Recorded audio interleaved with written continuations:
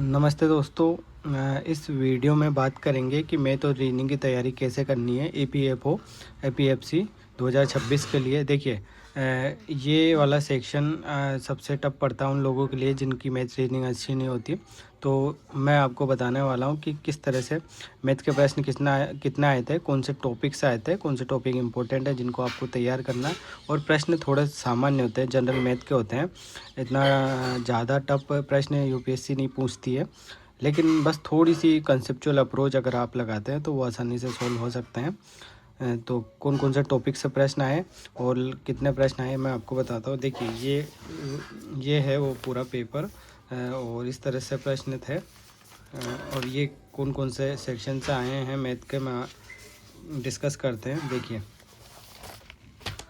अगर बात करें तो जनरल जो सामान्य मैथमेटिक्स होती है उससे लगभग 2 से 3 प्रश्न थे। समय और कार्य से एक प्रश्न था, समय चाल दूरी से एक प्रश्न था, नंबर सिस्टम से 2-3 प्रश्न मान लीजिए आप, स्टैटिस्टिक्स से एक प्रश्न था, मीन मोड और मीडियन आपको पता होना चाहिए। और ये सरल प्रश्न आया था एकदम। अभी डिस्कस करता हूँ मैं आपके साथ, और ये तैयार कर लीजिए। 1 या 2 प्रश्न यहाँ से आने श्योर है।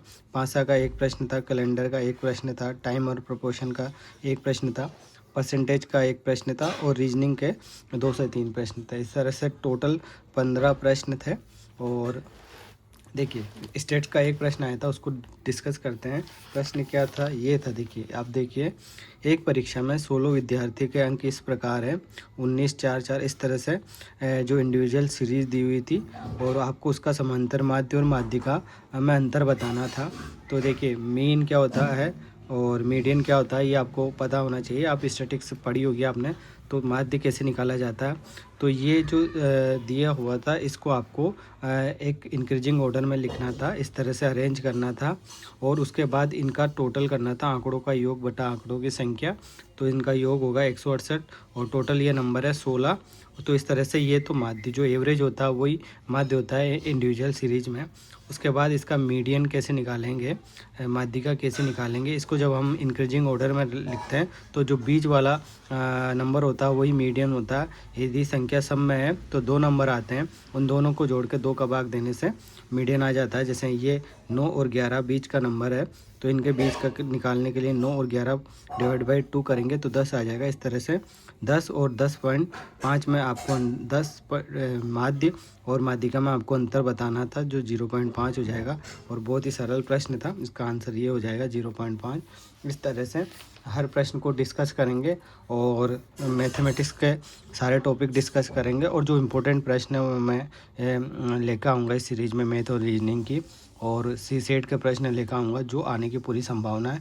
देखिए, मैं आपको मैथ रीजनिंग पढ़ाने वाला नहीं हूँ, लेकिन मैं आपको बताने वाला हूँ कि किस तरह से मैथ एंड रीजनिंग के प्रोबेबल जो प्रश्न है वो आ सकते हैं। आपकी तैयारी वैसी रखना। अगर आपने इन प्रश्नों को भी कर लिया, 50 से 100 प्रश्न डिस्कस करेंगे जो मोस्ट इंपॉर्टेंट है, यूपीएससी ने पिछले 5 सालों में पूछे हैं। बारी बारी से डिस्कस करेंगे, उनका कंसेप्ट बताऊंगा। देखिए, ये स्टैटिस्टिक्स का जो मेनली प्रश्न आते हैं मीन, मोड और मीडियन से आते हैं, स्टैंडर्ड डेविएशन से आते हैं। इसमें 3 तरह का डेटा होते हैं, इंडिविजुअल डाटा, डिस्क्रीट डाटा और कंटिन्यूस डाटा, और उनका आपको मीन, मोड, मीडियन निकालना होता है। अगर एक बार मैं आपको ब्रीफली ये टॉपिक एक्सप्लेन कर दूंगा और फिर इसका कुछ प्रश्न लेकर आऊँगा। मैं ऐसे हर टॉपिक के कुछ प्रश्न लेकर आऊँगा जो करेंगे। अगर आपको वीडियो अच्छा लगा तो प्लीज़ आप चैनल को सब्सक्राइब कीजिए।